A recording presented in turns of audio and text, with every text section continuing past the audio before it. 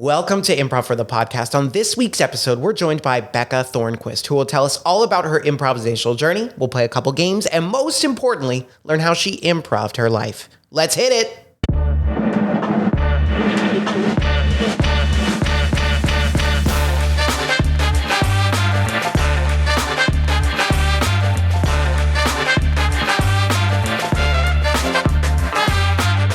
Welcome to Improv for the Podcast. I'm your host, Michael Lee Evans, and today I am joined by the incredibly talented manipulator of data, protester of television, native Connecticotan, Becca Thornquist. Thank you so much for coming on the show today. Thank you so much. I always do that intro off the dome, so it's always a little rough. It's, if you can believe it, is Connecticution. Connecticution? Isn't that awful? That's awful. They gotta fix that. You gotta talk to someone over there. The old Constitution state. Connecticution. Yeah. I don't like that. Connecticut could work on its branding for sure. It really could. Now that I'm thinking about it, I'm like, what do they have? You know, I think of like Maine and lobster. I think of Boston. Just Boston. Yeah, they've got Rhode Island's proximity small. to New York. Proximity to New York. That's true. Take a train, right? Yeah. Anderson Cooper lives there. He's old news. Is he retired? Is he still working? He's still at the CNN? I couldn't tell you, to be honest, but last I checked, which was 2015, he was. Okay, yeah, I actually like Anderson Cooper. He's very charming. He's a Is nice he? man. I think, Really? I've never met him. I'm not familiar. Yeah, Gray Fox, or no, Silver Fox. There it Silver is. Fox. There you go. I'm trying to picture him and nothing's coming up. No. Wow, that's your fellow Connecticutian? I know. Well, I don't think he was born and raised there. Oh, okay. But I don't know for sure. Maybe he wasn't. That was a grievous insult to him and his family. Yeah, he heard this. He's crying right now. I'd like to just issue Anderson. an apology for Anderson Cooper. So sorry. Yeah. Coops. We got your back, Coops. Yeah. We're looking out for you. All right, Becca, so I'm looking here at this old sign here, and it's got me curious. What's your relationship to this old place, old IFTP? Well, I first joined IFTP like a little over a year and a half ago when I first moved to LA from the Bay Area. My primary purpose there was like to make friends. I had never done improv before, but I just thought it sounded like fun, and it's such a like LA thing to do. Most. Yeah. So I was like, yeah, let's give it a shot. Worst that happens is that it's deeply shameful and embarrassing, and I lose track of my sense of self. But that's not what happened. I really, really loved it and enjoyed it. And like most of my very close friends in LA, I met through IFTP, and I've never looked back. And now I do like 2 classes a month. Hey, there you go. Yeah, I love it. That's amazing. What classes are you in right now? Which nights? I'm in Mondays with Ava. Nice. And then I'm also doing Wednesdays with Matt. Hey, Wednesday group. Sorry, everyone else. Loyalty to Wednesday? I'm a Wednesday fan. That's where I started, yeah. That's where you started. Wednesday Ava's group. where I started, and she'll always be my number one. There you go. Sorry, Matt. Matt's my number 1.000001 though. Yeah, it's like 1A, 1B. Yeah, exactly. Okay, there you go. Matt's 1C. No. All right. Well, I'm curious to dive in that a little more later. But before we do, Becca, we got to play some 3 things. Okay. I've done, hours of research, with this, just me and a search engine. There's a lot to learn. There's a lot to learn. Your digital footprint out of control. Totally. A lot of controversies in the past, a lot of bold takes, hating breakfast and other things. Oh, wow. Yeah. As we learned. Sorry to bring that up. As we learned, I really had to walk that back. Yeah. This, I don't even want to get into it. It's just, I don't want you to get the bad PR. Oh, well, I stand by what I said, and I make no apologies for it. Right. Eggs and bacon are gross. Well, all right. Potatoes are cool though, right? Potatoes are great. All right. Okay, then I'm fine. Again, we really learned that I like most breakfast foods, and just not those 2 Just things. eggs and bacon, which is like, there are a lot of other great breakfast foods besides eggs and bacon. And since that time, I have ordered a breakfast burrito with both of those in it several times, and you know what? In a burrito, not bad. What time of day did you eat that though? 11 a.m. Yeah. Okay, we'll take it. That's a breakfast for some. That's a breakfast for me. That's a breakfast for Becca. All right, we'll take it. All right, Becca. So we're playing 3 things. You played 3 things before. You know the gist? Yeah. I think maybe I did think I did, and then now I don't. Okay. Well, you played on Camp Chat. Okay. But I'll give you a category. You list 3 things off the top of your head yes, for I it. have. Okay. And it's going to be slightly related to you. Okay. All right, here we go. These are 3 things. First category, 13 colonies. Okay, Connecticut. 1. Rhode Island. 2. Massachusetts. 3. Very nice. Next category, best places in nature that you've been to. Okay, Big Sur. 1. Let's see. Point Reyes National Park. 2. Acadia National Park. 3. Very nice, very nice. And last category, things in Connecticut that are not in California. Good bagels. 1. Oh. Solid rugula. 2. And bad beaches. 3. These are 3 things. All right, Becca. Well done. Well done. This is a lot of good stuff you gave me there. So in that first category, 13 colonies. Why'd I ask you about the 13 colonies? Because I'm from Connecticut, and also I'm just a gigantic nerd. Oh, there you go. Yeah, I assume. I didn't know the second part, but I knew the first part. We spent a lot of time talking about Game of Thrones. That's true. That's true. But yeah, it got mainstream though. But you're right. There's a deeper level of knowledge there, which I respect. Right. Second category. Why do you think I asked you about nature? Because my extremely sparse Instagram has mostly pictures of national parks. Exactly. And I gotta shout you out there. I was just at Big Sur last week. Beautiful. 10 out of 10. Yeah, that's my favorite place on earth. Loved it. Oh my gosh, it was great. I was in Monterey and just popped on over to Big Sur. Yeah. Did you see the waterfall at Julia Pfeiffer? No. Oh, well, next time. Next time. Well, now I gotta go back. Oh, that's not good. All right. So Big Sur shouted out. Point Reyes National Park. Where is that? I don't know that one. It's north of San Francisco, about an hour. Okay. And it's very, very, very beautiful. Highly recommend that. Is it beach coastal thing? I'm guessing because it's a point. Yeah, definitely. It's like it is coastal, but it like extends a fair bit back from the coast as well. So there's a good variety of like terrain there, but you can camp pretty much right on the beach. Oh, I like that. Highly recommend that. You could build a sandcastle and sleep inside it. Yeah. Yeah. Well, I couldn't. Okay. But well, someone could. Okay. So, and yeah, not me either. I don't have the tools or the experience, the knowledge, permits, expertise, dexterity. Yeah. I don't have that either. Last one you mentioned, Acadia National Park. That's in Bar Harbor, Maine, correct? Yes. I've been there. Beautiful place. Or I guess maybe Bar Harbor's in Acadia. Oh, that's true. Bar Harbor, right? Bar Harbor. Yeah. You've been there too, you said? I have, yeah. Ugh, I love it. Because I'm assuming you've probably watched the sunrise there. I have watched many a sunrise there. Many a sunrise. Yeah. What were you doing there? Well, that's a long story. I was on, let's call it a sort of tour of the East Coast. Not for fun though. It was a volunteer opportunity. Oh, cool. We'll put it that way. I did many years ago. I did a prison ministry tour on the East Coast where we went into 10 different high security prison facilities, like a ministry thing. Cool. Yeah. So we were at a Maine State Prison. So we did some like fun stuff on the side. Is that near Bar Harbor? I don't remember. Fair enough. I was not driving. I was on a bus. I had no responsibility. But we went to Bar Harbor and it was beautiful and I saw the sunrise. That was a highlight for sure. Yeah. Another one of my favorite places. You got both coasts covered.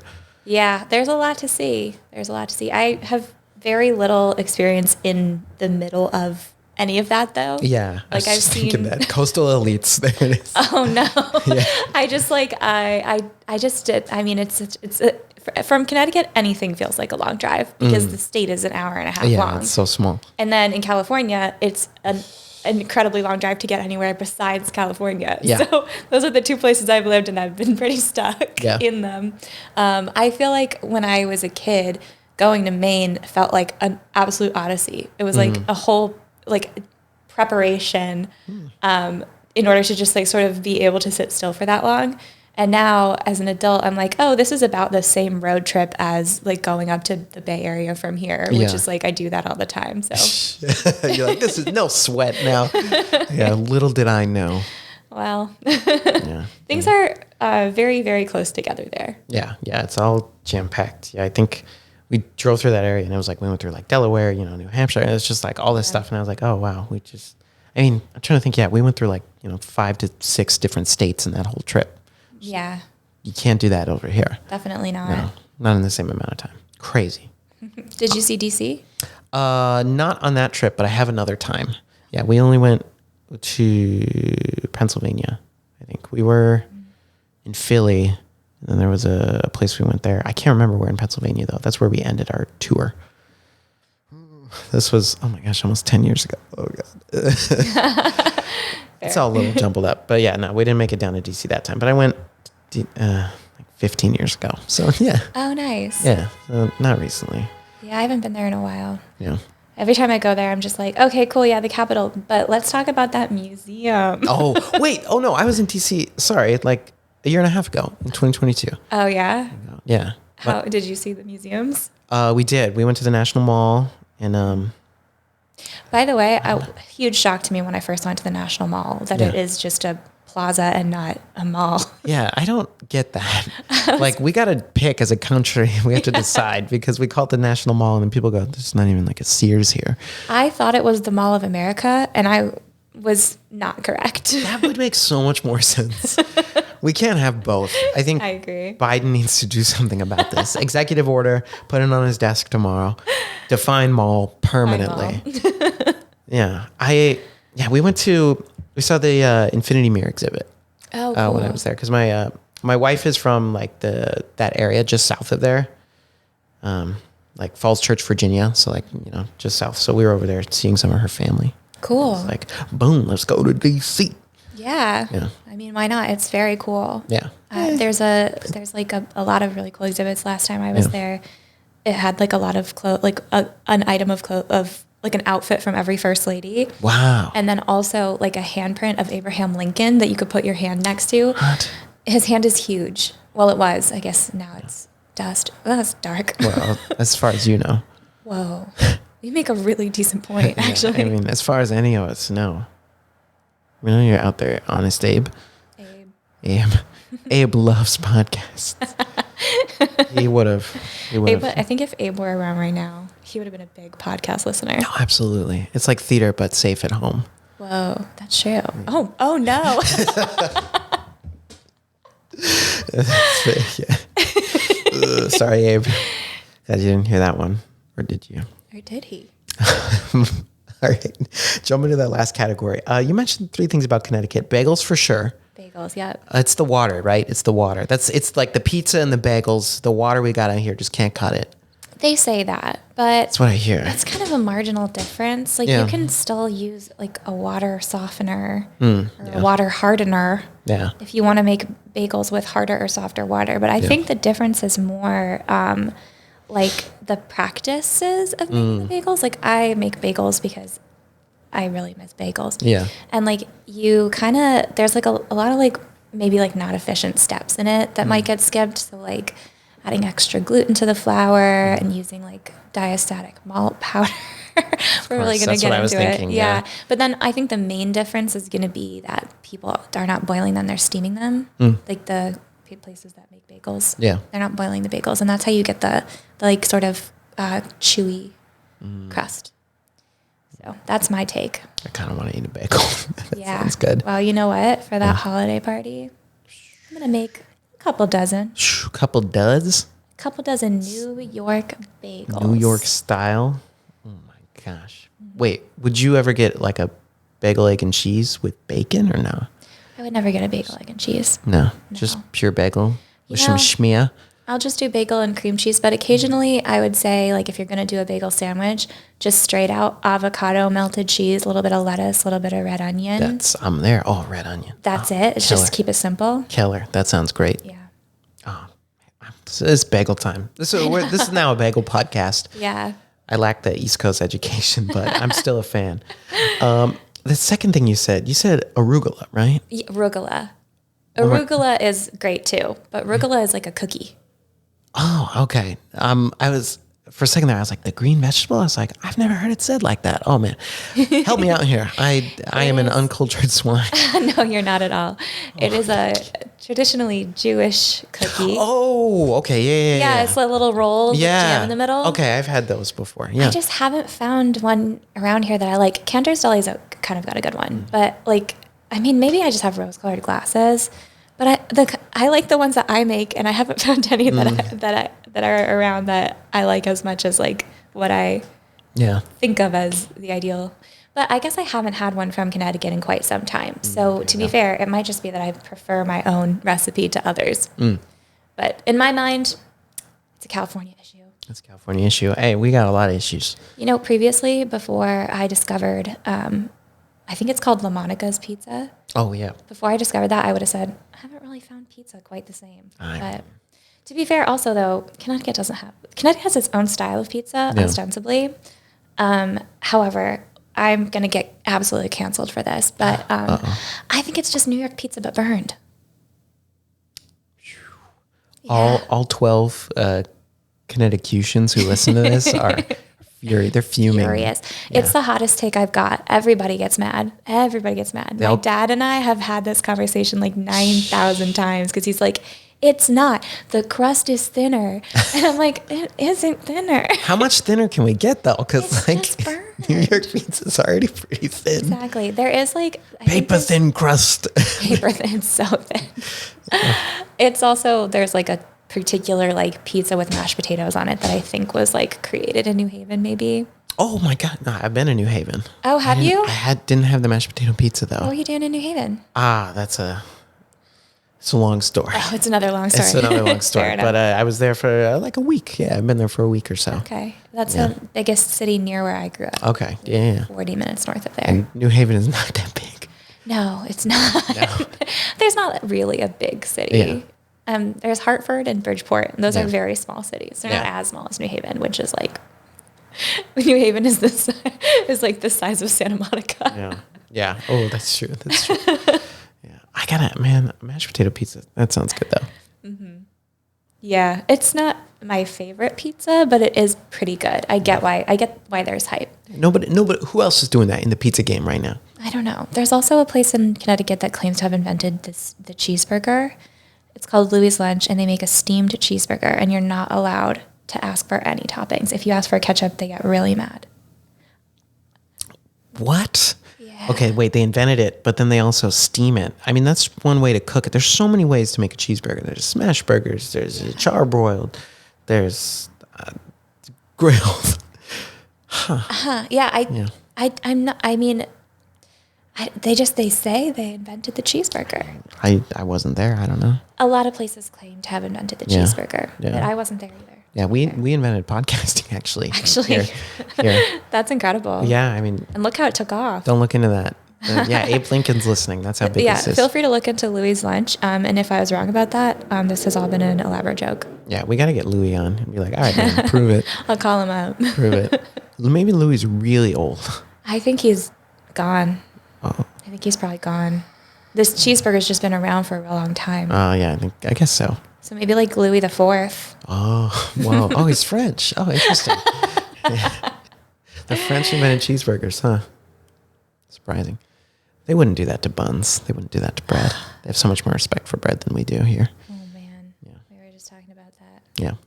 The brioche bun. It's a sad state of affairs. Oh, so what have we done to bread? America, we just put sugar in it. And okay. I know. I also went on a little phase where I made my own bread because I was just like, I didn't have a good Ralph's. So there wasn't like the baked bread. It was just the bags with the soft stuff. And that has its place in my life. Don't get me wrong. A good PB&J maybe. For a good PB&J, exactly. Yeah. But like if I want like a meat and cheese sandwich, I just don't really want it to be on like potato bread sweetened with corn syrup, you know? What? You don't like you get corn and bread. What? I don't see. What more could you ask for? Yeah, it's like, thank you for the corn I didn't even know I was having. Thank you, farmers. Yeah. We're so lucky. So subsidies. Yeah. I forget, cut out sugar, give me the syrup of corn. We kind of have, right? Yeah, not by choice. Oh, man. All right. Read your bread's ingredient list, folks. You'll be disappointed. Big bread. You gotta watch out for that. Gotta watch out for big bread. Big bread. They're coming for you. Or wheat. Oh, trash. Trash. I'm a bimbo guy myself. Oh no. Or no, Wonder Bread. That's one. Yeah. I don't know. Bimbo and Wonder Bread are super similar. I wonder if they're like the same company. I think they're maybe the same like distributor. Yeah. Yeah. They have like very similar branding. Big bread. Watch out. Bread. Watch out. They're one slice away. All right, Becca. So we've talked many things. We've talked Connecticut. We've talked the art of the bagel. We've talked arugula, not the vegetable. But we already knew that. But tonight we're here to talk about one thing and one thing only: improv. Improv. So you already mentioned a little bit earlier. You got started, you said, a little over a year ago here at IFTP. But I want you to rewind a little bit. Think back to when the first time in your life was you heard about improv, learned about it, saw it. Someone sent you a message. They were like, improv. When was that for you? The day I was born, my mom whispered in my ear, Wow. yes, and. No, that's not the case. Incredible memory. I first learned about it in the 7th grade during a mandatory quarter of drama class. And, you know, I think there are probably a lot of really talented, like 12 and 13-year-old improvisers out there. Unfortunately, I would say in the small subset of the Hopkins School class of 2010, we were a little sparse on that, and I was also painfully shy. So drama class in general was really not for me. Yeah. But I developed like a little bit of a distaste for improv at that time, which is terrible. How could you? And I didn't revisit it until college when one of the people that lived on my floor joined the improv club and went to go see his show, and it was really fun. And I was like, oh, well, this doesn't stink. yeah, this is actually really fun. Never mind. I would watch this again. Yeah. Yeah, I think, you know, it takes people's brains a little while to cook. Yeah. So can't hold 7th grade improv to today's standards. It doesn't compare. No, not quite. Well, like, think about it like this. Like, watching a group of 7th graders do improv, like, no offense to 7th graders, but like, it's not going to be that good. Offense to 7th graders. Yeah. It was not good. Yeah, they were probably, it was rough. It was very, very, we did like a sort of a version of like clap-ins, like freeze clap-ins, and people could not get a single word out. It was just clap after clap after clap. It just sounds like an applause. Literally, people would, like, in the time it took you to like assume the like posture and position of the person you clapped out, somebody else had already clapped. Oh man. It was insane. Oh man. Yeah, but I got a pretty medium grade in that class, which was not. I was a big grade grubber, so for me that was a really painful, resentment-filled experience. You're like, oh, I gotta be in improv. I didn't learn my lines. No, like, seriously, I gotta be in improv because I didn't participate. Oh yeah, and that's about the only thing you can do to get a grade in improv. I feel like Yeah, just participation. I think so. I forgot to write my essay on improv last night. Oh no. We played that game also where like you leave the room and then you have to come back and figure out what the excuse was for why you missed work. Oh yeah. And I was like, I got like 2 minutes into it and I was like, I give up. And I think maybe like it's just hard to watch a kid struggle like that because my teacher was like, okay, sit back down. Come on, Becca. He was like, all right. Here, You can stop. How about, what if you couldn't find your shoes? Like, give me a hint that is the answer. I'm good. Yeah. That game is tough. Yeah. That's a tough game. Yeah. Well, like if you're a kid, you haven't even had a job yet. Like you're like, I don't know. Yeah. I never did find out why I missed work that day. Yeah, that's rough. You're still trying to figure it out. And maybe that's it. You're just that character was a compulsive liar. Oh, interesting. I should bring that character into my current work. We'll be playing some games tonight. Tongue-tied, deeply afraid. I can't do this. The job? You're fired. Done. That's a great scene. Great, because I give up. All right. So improv, being improv, like scarred you so bad. You didn't even touch it again until college. friend who lived on your floor, right? You went and saw their show, and you're like, oh, Yeah. okay. Shout out Noah Weingarten. Hope you're doing okay. Weingarten. He's a doctor now. Whoa. Nice. So, good for him. I don't know. I don't think he has an Instagram. I feel like doctors, you can't, if it's on private. Maybe. I don't know. I'm like, I'll Google great it. surgery today. Like, photo of me in the operation room. Like, you can't do that, I don't know. Because I feel like people would, like, look you up, and it's just. Yeah, your kind of a patients mess. might look for you. Yeah. Yeah, that'd be rough. Yo, this doctor's weird. I cannot go to them. Yeah, I don't know if I'd really want to, like, necessarily see my doctor's, like, personal life. No. But I wouldn't look. No. They're always studying, right? They're always learning about the next disease. I think so. Yeah. I think so. I think they're very much like teachers where they only exist in a hospital. Yep. I mean, my dad's a doctor. He's the only one. Yeah. But you've seen him outside the hospital? I have seen him. I've seen him outside the hospital. He should get times. back in the hospital. Yeah. I'll let him know. Yeah, Okay. I think because he's related to me, he's like allowed out because the world like revolves around me, and when I leave the room, everyone disappears. You're right. Yeah. Guys, she's on to us. cut. It's cool of you guys to make podcast content for me to listen to. It's a lot of work. Yeah. We have so much to make up. Yeah, so I didn't touch it again. I mean, there's not a ton of opportunities to go to improv shows when you live 45 minutes away from the very small city of New Haven, Connecticut. Yeah, there's a huge improv scene. I've heard out there, kind of like a mecca for improv. Oh yeah. The way I remember when I was make there. It there. You can make it anywhere. I couldn't step without bumping into someone going, yes, and hated it. Zip, zap. Yeah, I was just trying to order a bagel, and they were zipping and zapping. Yeah, they asked me to take it back, do it again. Trying to order a brutal. bagel, but they're doing a character. Yeah, I'm doing a bit. I'm not gonna let you order. That's the bit. That's the game. I'm not playing. Okay. Poor New Haven, Connecticut, just getting trashed tonight. It's City of Wonder, City of Dreams. I had a nice time. Hey, you know what? It's my hometown, kind of. There you go, kind of like adjacent. It's hometown adjacent. Yeah. I love New Haven in its way. But Yeah.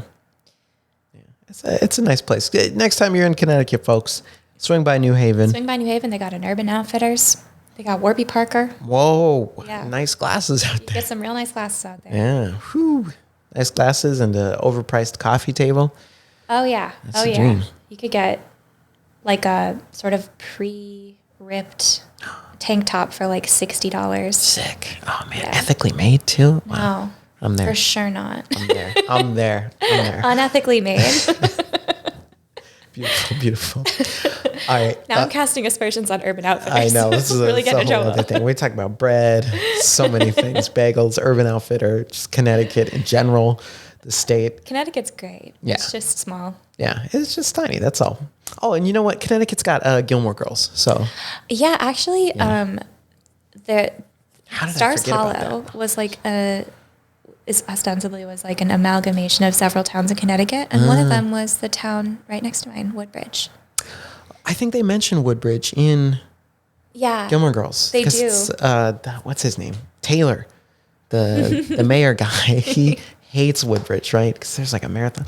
I recently watched the show for the first time. Like within the really? past year. Loved it. It was great. Ate it up. Oh, it's a good show. Yeah. It's not like, I would say like it definitely captures a certain part of the vibe of living in one of those small towns. Yeah. Although obviously like dramatized and exaggerated. Like not everybody knows everybody, but It's a documentary. it's a documentary. Yeah. Rory's real. Oh, wow. Lorelei's real. Lorelai's real. Oh, Emily and Richard are real.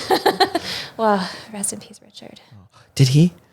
In the like, what do you call it? Sequel show, revival, I haven't watched it. resurrection? I haven't watched Oh, it. it's the premise. It's the premise. Oh, no. I'm so sorry. Oh, no. I didn't mean to ruin it for you, but it's not really a spoiler No. because It's in the first episode. It's the Okay. premise. Oh gosh, I'm so I was sorry. intentionally waiting because it was like I heard it was one of those things you gotta wait like a little while after you should edit finish. this out of your podcast. So I gotta edit it out of my brain.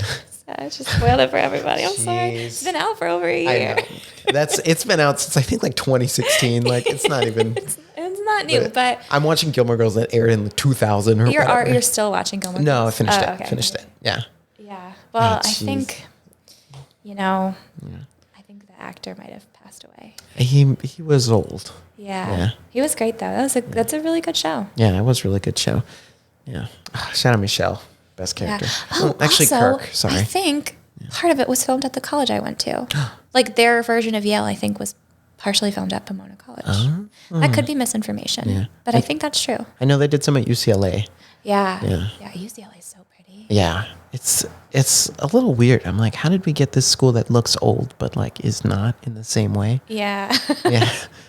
Yeah. Pomona's kind of a similar vibe. It's like, this can't be that old. Like we didn't build colleges over here for a long time. Yeah. Yale is legitimately old. Yeah. Yale's as old as it gets. Like 300 years, you know. Yale is like second school founded in America, I think. Yeah. Maybe third. They probably had an elementary school and then Yale.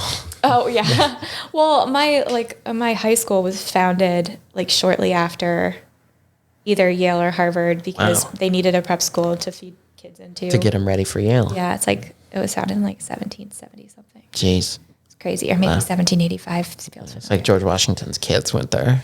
Did they? Their pictures are on the wall. Like they got like the trophy for stickball or whatever.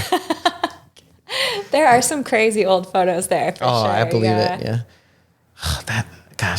My school was founded in like the 70s. It's like not that old. Well, it's different on the East Coast. Where are you from? California, San Diego. So like, So it's super different. Yeah. Like there's everything there. It's like you can't walk a mile without seeing something that's 350 years old. That's true. Yeah. You're like, wow, I don't know what I was going to say. I mean, it's cool. Yeah. I went to like Athens recently and there's just like ancient marble just on the sidewalk. Thousands of years old. Yeah, it's crazy. It's just there. Like it's not even like sectioned off. Like, you just walk on it. You could just touch it. Yeah. I didn't because I thought maybe that was against the rules, but you could. It's disrespectful to the Greeks. Yeah. Exactly. If everybody touched it, it would eventually wear away. That's true. Which it will do anyway because it's outside. But erosion. I mean, that's true of everything, right? Yeah. If you really think about it, we're all like just sort of slowly oxidizing. Whoa. We're all just dying. Well, kind of. But I don't know about that, but definitely oxidizing. Yeah. Aging. That's true. Becoming slowly marching towards it, I suppose. Yeah, slowly. It's a slow march, hopefully. Yeah. Oh, it's a game. Okay, I'm going to try and bring the train back to the track. Yeah, where were we? I think we were talking about improv. Yeah, so improv in college. And look, the best parts of these episodes are the tangents. That's the fun. That's how I have fun, is that we talk about improv, but we also just like have an opportunity to spotlight, whoever the guest is. Right? Yeah. Just learn about the rich history of Connecticut. And I'm not the reliable narrator I once was stuff. On that. I used to be very, very into U.S. history. Yeah. And now I've forgotten it all. Because, West Coast there's not a reverence for the history, I think, the same way out here. Just because we're not living in a place that was there at the beginning of the U.S. history, at least. History. Yeah. True. Yeah, so it's just like, people are like, no, sauteed burritos. That's it. I mean, I'd rather talk about burritos. Me too. And improv. All right. Okay. So you told me about college. You saw that show. When you saw that show with your friend, were you at all like, maybe I'll do this? Or were you still like, not for me, but I appreciate it from the audience?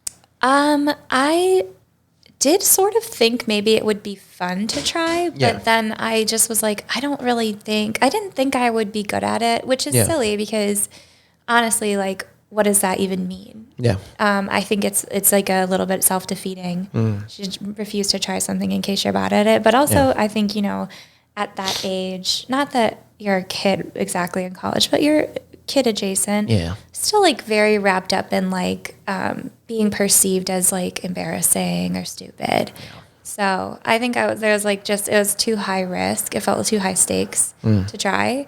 So I didn't really do it, but I did think it could be fun. Like I was no longer entirely against improv for sure. Yeah. I also joined like a sketch group for like 2 days, but they had a weird vibe going on. Ugh. So I was like, Yeah, you're like, maybe not. There seems like there's maybe some interpersonal drama happening here that I want no part of. That's not what sketch comedy is about. They were fighting the whole time. Oh, jeez. It was rough. Yeah. I think you made the right call there. Like, I love sketch, but if you got that going on, get out of there. Yeah, I want to try the IFTP sketch. You run it, right? Oh, the IFTP sketch class? IFTP sketch class? Potentially coming in New Year, 2024? I think so, 2024. I do. That's my class. That's my baby. I will be there, depending on when it is. We'd love to have you. Yeah, it'll be during the week. Oh, okay. Okay. Not sure which ones yet. There are several days during the week that I am busy, but a handful I'm free. Most likely Thursdays. Thursdays I'm free. Because that's one of those nights where there's no classes right now. There's no classes, yeah. So when we've done it twice so far. Always Thursdays. Always Thursdays. Okay, well, Thursdays sounds good to me. We'd love to have you. Well, you will. By we, it's just me. I mean, there's other people in the class. There'll be people in the class. I'm the teacher. Oh. Yeah, I was. I'm very excited to see the show last time that you had one, and then I straight up slept through it. Wow. I had a ticket and everything. Wow. Yeah, it was a rough day. And we did a bunch of Connecticut material too. Damn. Well, so much. It was just the East Coast roast. That's all it was. Well, I will have to do like a patriotic East Coast. Oh, that'd be good. Sketch, because the East Coast is a beautiful place. Yeah. And I would never, ever speak ill of it. Yeah. And we're going to edit all that out. Yeah. Absolutely. Okay, so sketch groups, if they have interpersonal drama, steer clear. Okay, yeah, I completely agree. Honestly, any groups, if they have interpersonal drama, steer clear. That's true. You don't want to be involved in that. No, you don't need that. Especially if you're just coming in and it's like that. You're like, guys, what are you doing here? 100%. They were already kind of like asking us to take sides, and I was like, you're like, I don't even know your name. I think they both sound like really good ideas. Yeah. Anyway, it was nice meeting you all. Both right. See you around. Thanks for the goldfish. Yeah. Oh, well, there you go. Almost worth it then. Almost worth it. All right. So your sketch career, short-lived. So far. You comeback season later. So you finish college. You're in the Bay Area at some point. Yeah. And then you decide, you're like, you know what? I want to live in the second most expensive part of the state. I'm going to move down to LA. That's correct. That was probably the thought process. When I tell you that, I was looking at the prices of apartments in LA, and I was like, oh my God, that's so cheap. Because I believe it. The Bay Area is wild. Yeah. It's crazy. Yeah. And yeah, so I was like, oh, the cost of living is going to be so low. Yeah. It was because I was starting to work remotely. Yeah. So I was like, I can just do this. And then I actually ended up quitting my job anyway, and I took a year off. So I wrote a book that I didn't do anything with. It's still in a Google Doc. What? Yeah. That's awesome. Oh my gosh. Becca Thornquist, writer? Possible writer. Author? You'll never see it. Future New York Times bestseller. Oh, yeah. Actually, let's manifest that. Let's do it. Put it out there. Future New York Times bestseller. One of these days. One of these days. Once you publish, Yeah. You know, when I do that. Yeah, self-publish or Random House Publishing. We'll get them on the line. Hey, Random House would be great. Penguin. They're sick. They have a little penguin on there. I'd take Scholastic. It's a kid's book. Scholastic. Young adult. Great. Get in the book fair. Yeah, get in the book fair. Come on. I mean, it's too long for a book fair, I think. But anyways, yeah, so I ended up quitting my job anyway. I took a year off, but I'm glad I moved to LA. I like it better here. Yeah. All right. Well, that's good to hear. Take that Bay Area. Take that NorCal. NorCal. So you guys say hella, and that's weird. I never said hella, but I'm from Connecticut. Yeah. I used to have an accent, but I got rid of it. Not from the Bay Area, of course. From the Connecticut accent. Yeah, that little East Coast. Wait, can you say WATER for me? Water? Oh, okay. You don't do like the water. No, that's like more like Jersey, that's like New York. Jersey thing. Yeah. And I don't say room either. I say room. Connecticut's more like just a slightly rolled. Well, there's a lot of accents in Connecticut for such a small space, which is strange. But like, there's like a slightly rolled R, and then there are more vowels for some reason. Like I say Mary now for all three of these things, but I learned this in linguistics class when I still had a Connecticut accent. So I was like, oh, I didn't know that was like you would say like. I would say like Mary is a name, and then you would get married. Well, now I say married, but at the time I guess I said married. And then for like Merry Christmas, you would say like Merry Christmas. Ooh. Yeah, so there's like there's three different vowel sounds there that now I say them all the same. Mary, Mary, and Mary. Yeah. Mary, Mary, and Mary. There you go. Wow, crazy. Connecticut. Ain't that something? We Culturally really covered dense. Connecticut. Yeah. A dialect wonderland. Dialect wonderland. Those are the ways I would describe it. Yeah. Okay, so you move to LA and you go, well, I'm in showbiz town. I'm going to start improv. How did you find this place? How did you find IFTP? Well, I live a couple minutes away, really Okay. close by. Yeah, you're close I'm not going by. to give my address because That's a good I'm call. very famous. Yeah, very famous. but- Future New York Times bestseller. Future New York Times bestseller. Yeah.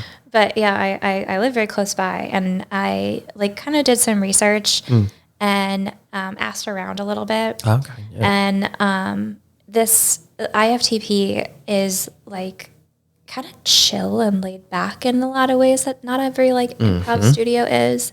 And I really didn't, I really wasn't aiming to become like a comedian. Although as it turns out, I actually am one. No, I'm just kidding. Whoa. No, but I wasn't like, I was here to have fun. And, Yeah. and what I understood and heard was like, this was a good place to have a little fun, not necessarily like have to like hit the textbooks or really like be, you know, trying to make it on SNL or anything like that. But like still learn. Yeah. So I thought it seemed like a good, like best of both worlds situation. Versus like just going, like trying to go to an improv jam or something. Yeah.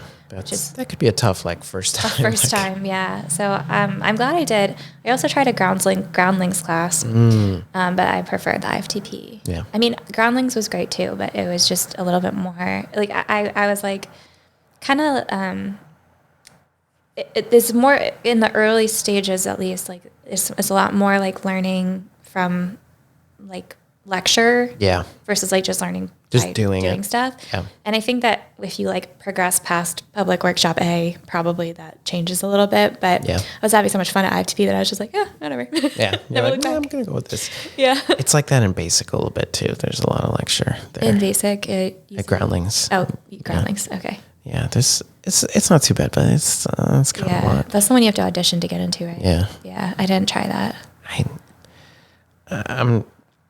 It was not for me. Workshop all I'll say. Workshop A was not for me either.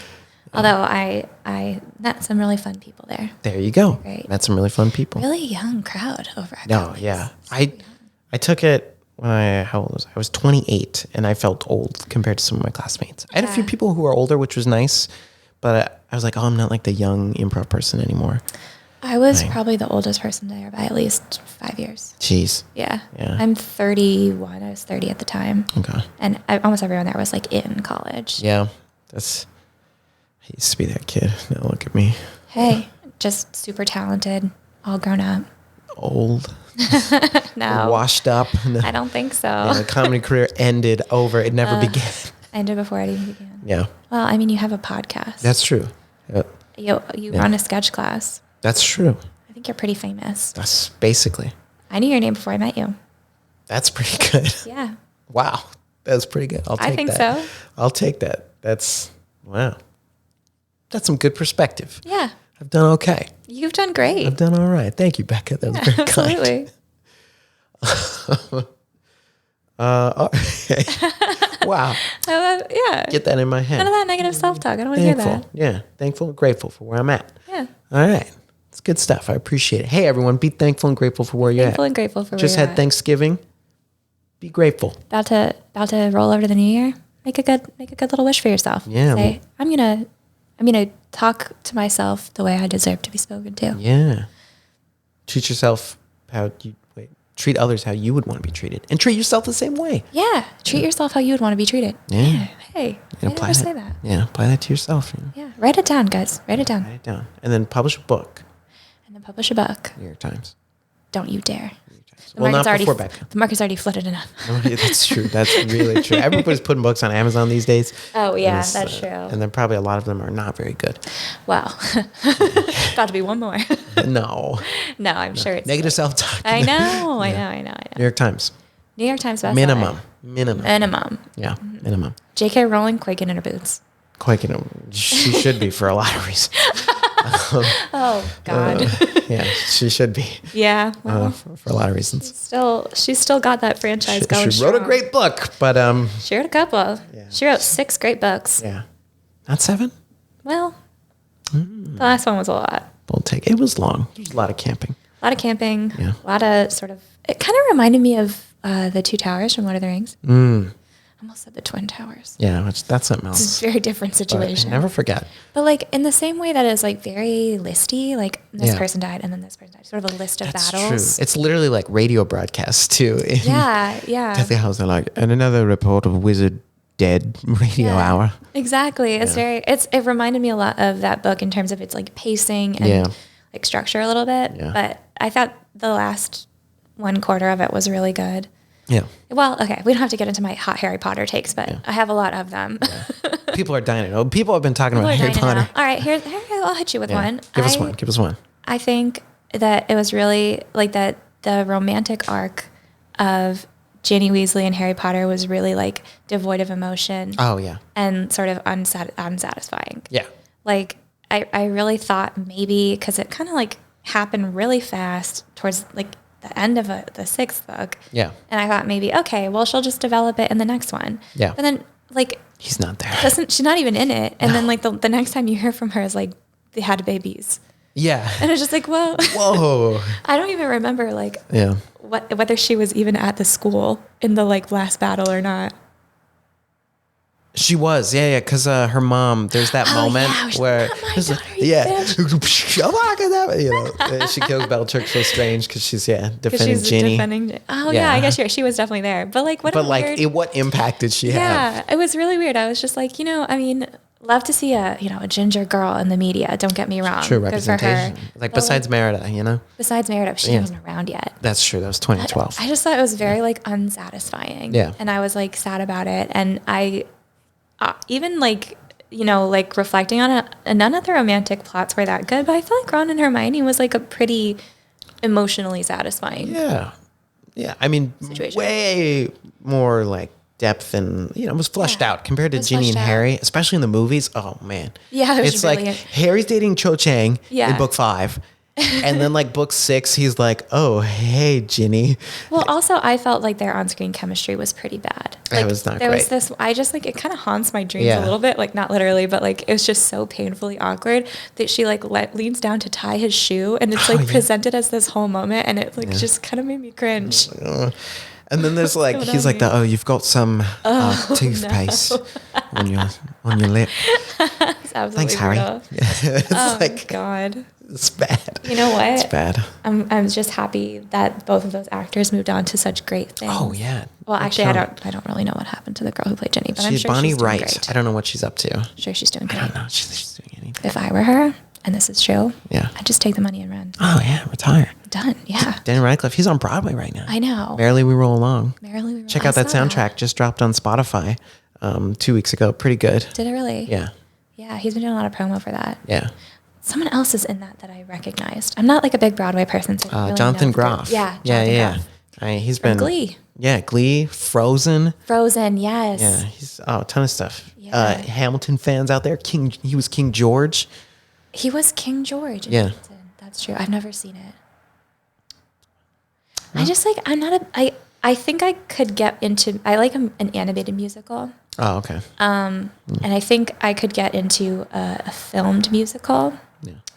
Potentially. Yeah. But I don't know. It's on Disney Plus. Just never been According a to the big stage musical show. person, to be honest. I don't know why that is. It's just not my style of music, maybe. Well, maybe one person in this room has a Hamilton tattoo. So you know maybe what? one person in this Better room watch does yourself. a great rendition of the All My Friends Are Dead song from Les Mis. Oh, okay. And it's not me.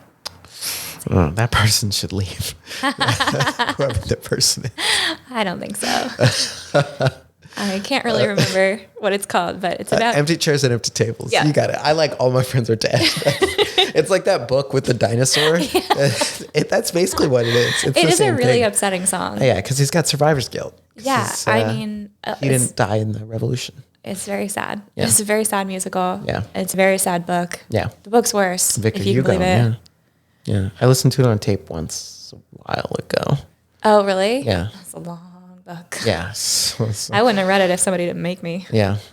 I was in the show, so I was like, no, check out the book there. No. Were you, I want to say Marius? Yeah. Yeah? Yeah. Cool. Yeah. That's a big part. Yeah, that was cool. That was 10 years ago too. Jeez. Wow. 2013. Time flies. Yeah, I know. 2013 was 10 years ago. Yeah. I don't want to talk about that. No, I don't either. I think it's 2014 right now, right? Do you ever listen to like old music from like that era of time and you're just like, what were we doing? A little. Like, It all sounds like, and then I party, Jack and Coke, like just with Kesha. the beat. the original TikTok. Yeah. Kesha kind of defined the whole, I feel like everything was that, or Chainsmokers. Yeah. Yeah. Early Ed Sheeran, even. Yeah. Lego House. Yeah. That's not even the name of the song. I don't know what you're talking about. Is it pick up the pieces, build the Lego house, things go wrong, we can knock it down. Oh, I don't know that one. I don't know that one. The only Ed Sheeran song I know is the one that plays on repeat on the radio pretty much all the time. Yeah. Which is like, the club isn't the best place. Oh, yeah. Shape of You. Yeah. Oh, God, that guy. He's got range. I'm sure he's nice, but He's got range. it's just a little much. A-Team, great song. Very different vibe. That was back in the day too. Yeah, that's a really good song. Yeah. And then he also sang that song that's like, it's kind of a roast, honestly, of all his friends. He's like, one like went to college, like one's brother died, one overdosed. Like, it starts out like really like gentle and like it's just like he owns a shop and it's like one's brother overdosed. Like, hey, like, Ed, what's going on? How's that fair, Ed? Damn. Yeah. It's just calling out everybody. But it's a really nice song if you don't listen too hard. Yeah, if you don't listen if you're to the not part. a friend of Ed Sheeran. Yeah. Great song. It's great. Yeah, if you're not one of the lads. Yeah. Also, I think he did a song about like a photograph, but whenever Yeah. I falsely attributed I think it's a Nickelback song to Ed Sheeran. Look at this photograph. Because there's that one Vine. That Vine, look at this graph. Yeah. That's one of the best ones all So time. I was like, I don't know who this guy is, but I thought that was an Ed Sheeran song. Yeah, you're right. He did have a, yeah. Yeah, you can't do songs about photographs anymore. It won't work. It's too late. They don't play. They don't play. Give it another 5 years for us all to forget. No, it's never going to go away. That'll stay. Yeah. You know what? Here's another hot take for you. Nickelback's kind of good. Yeah, they're all right. I don't care why people shit on them so much. It's kind of good. They just got, I think, memed too hard, memed to death. All the songs kind of sound the same, but like you could say the same thing for Coldplay. And that's also a good band. True. You could say the same thing about Maroon 5. Well, Yeah. some people think Maroon 5 is a good band. I like some of their songs. Moves Like Jagger, come on. Yeah, that's the absolute worst song I've ever heard in my life. But, you know, the one where they're like, tap on my window, knock on. Oh, yeah. That's a good one. Yeah. That's a good one. They do kind of also I don't like the one that's like, I don't like Daylight. I don't even remember. That's a tough one. It's like, when the daylight comes. Oh, yeah. Yeah. That's a really faithful faithful representation. It's like I was of what there that at the song sounds concert. Like. Yeah, exactly. Like, Maroon, are you here? All 5 of you? All 5? Is there really 5? I guess that makes sense. I don't know. I think so though. Like bands used to do that. They're like, we're blank 5. We're S Club Jackson 7. 5, right? So I don't know what you said, but yeah, them too. S Club 7. No, it's like a British teen band, I think, from back in the day. Back in the day. Way back in the day. Okay. 2000s. 2000s. Okay. Not even 2010s. I liked the Kooks. They were one of those like British Kooks bands. is good. Yeah. I'm trying to think of a song by the Kooks though. She Moves in Her Own Way. That's a good one. Seaside. That's another one. I don't know that one. I bought their albums on iTunes. So it's good Oh stuff. my God! Remember when you could buy a song for 99 cents? It's a good time. $1.29 if it's Taylor Swift. Yeah, they went up there. Like some songs are better than others. Some are you have to buy the whole album. Yeah. Oh right, album exclusives. Album exclusives. Brutal. There was this one Sia song I never really watched. I never got into Twilight. I didn't really watch it. I kind of tried. I read one of them kind of, but I kind of quit halfway through because I really wasn't vibing with it. And there's this one Sia song on one of the albums, and I could not get it. And I didn't want to buy a whole album of Twilight soundtrack just for this one song. Yeah. It was a real bummer, and I ended up, allegedly, someone I know just ripped it off of YouTube. Allegedly. Allegedly. Yeah. That's crazy how that happens. I would not name names on that one, though. Yeah. I would keep her secret to the grave. Of course. But yeah, allegedly that. I can't believe people would do that, but I'm glad they share. You know? Yeah, and I'll let her know that we don't approve of her behavior. Yeah, I've never used a YouTube downloader before. Me neither. I haven't used one this week. Me either. Yeah. Yeah. And not even last week either. I didn't steal Taylor Swift's other album exclusive that she only sold at one concert one time off of YouTube. Of course not. I didn't do that. No. I don't have it on my Spotify. Nope. Right now. I bet you knew someone who did. Yeah, I know somebody who did that, but I turned him into the cops. Yeah. Cut him off. I cut him off. Yeah, I can't. Right. I can't abide that behavior. Good. Yeah. I respect that a lot. I Thank you so much. did the same. I don't have any friends because they're all in prison. Oh, because of Pirating. Yeah. It's rough. some really good apps out there for doing that. Yeah. There Careful are. of an MP3 converter download. Yeah. Watch out for those. Don't do that. Yeah. Yeah. That. Get an You gotta actual be- piece of software. You got to be careful. Yeah. No, you do. Like they'll. Oh, yeah. You'll get a virus. Yeah. Download an actual piece of software if you're going to do that. Yeah. Not that you should. But you know, the VLC media players. If you were It's going got to do great it, features. I think there's one called Looper. And you plug that into Audacity. And I've been told to avoid that. I would never do that. Yeah. But if someone were going to do it, If there's one app you really if you're should going to watch do it, out I'd for. rather you do it safely. Yeah. Yeah. I don't want anyone to get in trouble. I'd rather you do it under my roof. That's just being the cool parent. Oh, right? you know. That's just being the cool parent. All right. So circling back. So obviously, I mean, this one, you've evidenced your improv skill because we've gone on a number of excellent rants, tangents, and I think grace basing too. Oh, maybe. Yeah, I think so. In our conversation here that we've had, Becca. So thinking about your time at IFTP, think about your early days, those first few classes. You were in Ava's class first off, right off the bat. Yep. What was your impression jumping into those early classes? Were you like, yo, this is for me? Whoa, this is crazy. Like, how did you feel? I think to Ava's credit, I felt really surprisingly comfortable. And I was kind of not sure how it was going to go because I don't know. I mean, I personally am just very sensitive to feeling rejected. I think a lot of people are. Yeah. But, I was like very nervous that I was just going to like have a panic attack and need to leave. But it was really like easy and fun. She really like at that time I was there with a lot of other people that had only been there for a couple months or were newer.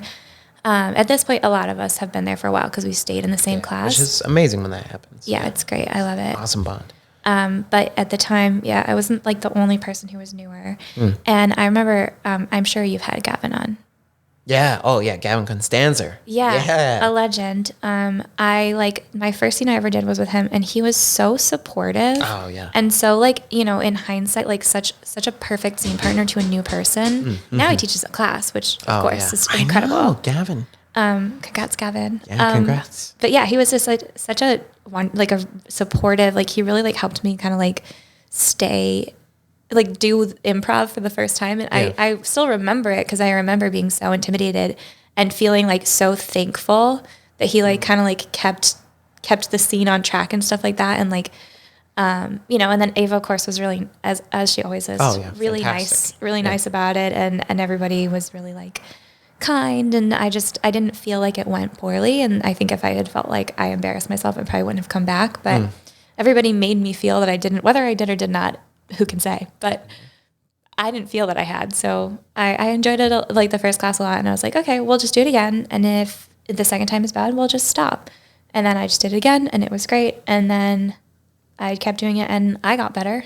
So now I don't feel like I am embarrassing myself when I do it. Most of the time. Yeah. Everybody's got a dud once in a while. Yeah. Everybody has.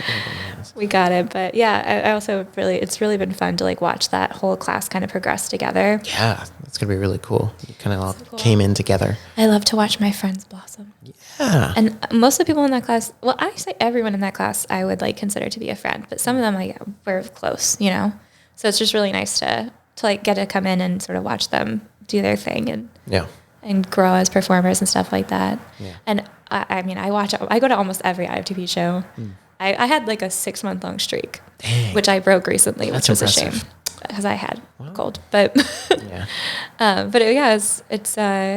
it's really fun watching your friends perform in a show because it's like a whole different it's like a whole different ballgame. I feel like personally performing in a show is like almost easier than going in class. I'm not sure why. I think it might be the adrenaline. I agree. But I also noticed that other people like do just incredible work at shows. Like they're already incredibly talented in class too, don't get me wrong. But like they just really are nothing but hits in these shows. And so it's so fun to like watch like Jen or Mike or Sushant or Salvat, anyone really. I love to watch my friends perform. Yeah, they kick it up a notch, I feel like. Yeah, it kick it up a notch, exactly. Because if you can cut it in class, so when you're going to talk about the scene, when you're going to do it in front of people you know and care about, versus an audience, which is just like, I don't know who those people are. Like, let's just do a show. Like, 100% agree. Class is harder. Class is harder, I think. Yeah. I mean, clap-ins are longer, but I really like clap-ins. I know some people, like, they're like, "Ooh, that's like the hard part. I don't love it," but I really like them. Yeah. Love, hate. Love, hate for me. Love, hate for me. I've definitely seen, I think sometimes people get like a little bit more frustrated with it. Yeah. But like, because it happens so fast, like it just comes and goes. And sometimes sometimes it's a dud, but it's like 3 seconds. And especially if the people, like, especially like in class where you know everybody so well, it's like they can tell that you're not going to get it. And they will help you out. Yeah, they're like, I got you. They're like, okay. They can tell if the scene is like that because you want it to be, or if the scene is like that because you need to be clapped out. That's a good point. Yeah, they got your back. They got your back. Becca, that Connecticut bit you were doing. I mean, it's not very relatable. Nobody here has been to New Haven. Well, both of us have been to New Haven. Two New so Haveners. That's 100% success rate. That's pretty insane, I feel like, statistically. Yeah. I don't know. I think clap-ins work best if you know the people that you're doing them with, but in shows we don't always know the people, and they still go great. So yeah, you might have met them right then and there. Yeah, you might have never even done a scene with them, depending on how the show's going. Like, actually, sometimes I've never done a scene with Naveen, but many a clap-in with him. Oh wow, that's amazing. Probably at camp, right? You might have done one. I don't think even at camp we did one. Huh. Maybe though. I don't know. I did a lot of scenes at camp. Yeah, that's true. It's hard to remember. It all kind of jumbles together. I was trying to think. Yeah, because I did the long forms that we did. I don't think you and Naveen were not in the same group. I don't think so. I don't think you were. I think Naveen. No, he wasn't in my group. I can't remember. For which class? That was the Sunday morning. We did like the performances. You did a lot of big one. A lot of youth pastor content. I remember that. Yeah. Yes. You and Gavin, I think. Me and Gavin. Which was really great. Me and Gavin, really, yeah. Yeah, that was a very relatable. So. Was it? Yeah, Were you a youth pastor at some point? Not. I have preached 2 sermons in my life. Wow. I was very involved in church things growing up. Mm-hmm. So just know that vibe. Know that energy. Fair enough. Honestly, very limited exposure to it myself. Wasn't very religious. And to the extent that I was religious, like it was more like, I mean, I'm like my dad was like raised Catholic, but isn't religious. And my mom was raised Jewish, but isn't really religious. So like I went to like a Jewish summer camp and Jewish after school programs and stuff. So to the extent that I had like a religious upbringing, it was Jewish and not Christian, but I obviously like through osmosis and stuff. Yeah. And I went to church with friends a couple of times and stuff like that. And it wasn't really like that at all. I think that imitation was like more of an imitation of an imitation. Oh yeah. Yeah. Yeah. So I've never really seen that type of performance done sincerely. I think I have. Fair enough. I think I have. Whether fortunately or unfortunately, I'm not sure yet. Yeah. But it's an interesting thing. But I think it was spot on. Perfect. Killed me. Okay, so thinking about your time here. So you've been here a little over a year and a half now. You're now double dipping in classes, the Monday, Wednesday, which I think is great because you're learning both from Ava and from Matt. And that's one of the things I love about IFTP is, right, we have the different teachers. You know, we have so many at this point. There's Jamie, there's Liam, there's Gavin, there's Matt, there's Ava. Benjamin. That's it. Yeah. I think that's the whole crew. Yeah. And you when we do sketch. Me on occasion. I'm like the soup of the day. It's not always me, but sometimes it is. Sometimes. Which I think is a smart approach. So I respect that a lot. I've done one of everyone's class except for Gavin because he's just started. Oh yeah, I think this is his second month, I think. Mm-hmm. So yeah, he's fresh. He's fresh right now. Gavin's hot in the streets. He's a new guy. He's a new guy. What would you say? How do you think you have grown as an improviser over your year plus here, from your early days to now? I think I no longer care if I did a bad job. Yeah. Which is huge. Yeah, that takes a long time.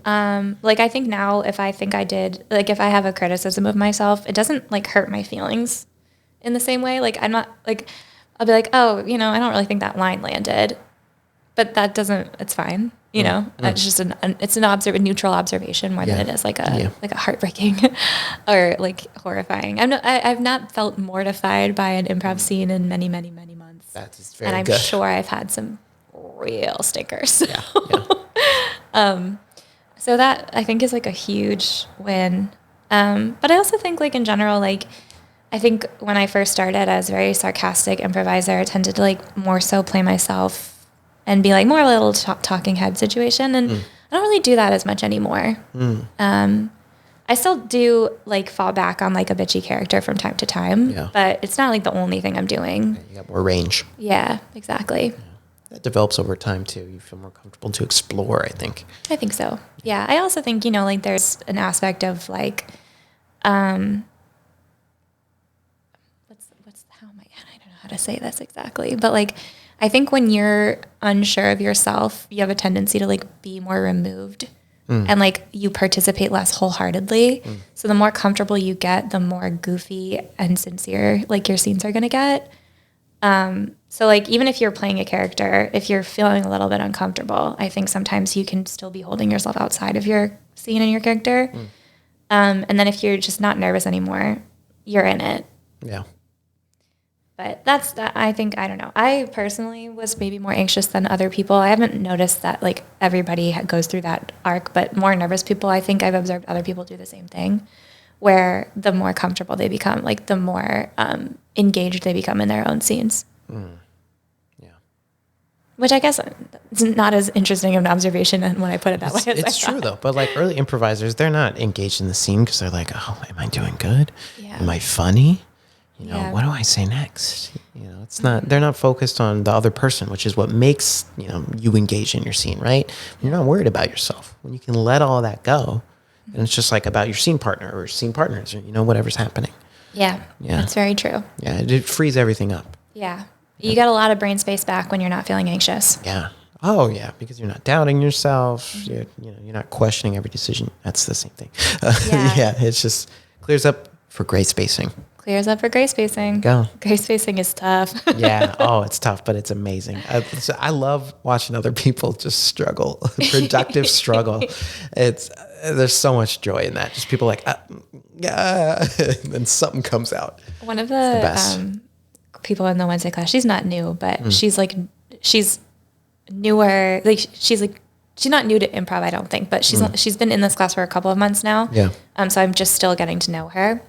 Her name is Liz. Liz, if you're out there, this is for you. She's so funny. You're about to get exposed. She's so funny, and her gray space ability is like nothing I've ever seen before. She just says the funniest, like it's so like nothing I would ever expect. Yeah. She just comes out with the craziest thing, and it's not like wacky. It's just fun. It's so funny. She's incredible. She's like, I think every improviser has like their like number one strength, and I'm like, she is the gray space queen. Oh, that's cool. Yeah. Hey, that's a great title to have.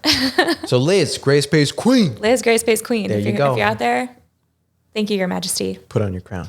That's pretty awesome. Yeah. Shout out, Liz. Shout out, Liz. I don't know who you are, but I hope you're doing well. Wow. Come to our class one time. I know. I gotta stop by Wednesday. Wednesday, that was my I only ever took Wednesday class for really? I don't know, a year maybe? I don't know how long. I did Wednesday class for a while. Yeah. So the Wednesday classes are really awesome too. Yeah. It's the only class worth taking, actually. Well. Sorry, everyone. Well. Sorry, all other teachers, including myself. Sorry, everyone else. Yeah. No, that's not true. Every class has something different to offer, which I wholeheartedly believe. Sorry, Liam, Jamie, Michael said it. Gavin, sorry, bud. Can't walk it back. Yeah. All right, Becca, I got a couple more questions for you. Then we're going to play some improv. Okay. We're going to hone in. We're going to focus here. So my second to last question for you. Thinking about improv thus far, have you seen any like impact or bleed over in like what has been the impact of improv in your life? Both, and we've talked about in class, but have you seen impact outside of that as well? Like in your day to day when you're making bagels, Oh, well, when I'm making bagels, there's only one thing on my mind. But every other moment of my life when I'm not making bagels. Okay. Yeah. I think in general, like I like my own personality more, which sounds horrible, but it's true. Like I think that like the things that maybe I would have been like embarrassed or even mortified to have said Previously, I feel like, oh, well, that was funny. If I think it's funny, then it counts. Yeah.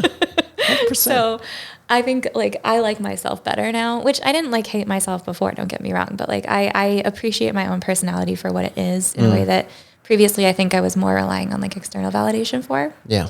And also I don't feel embarrassed nearly as often now.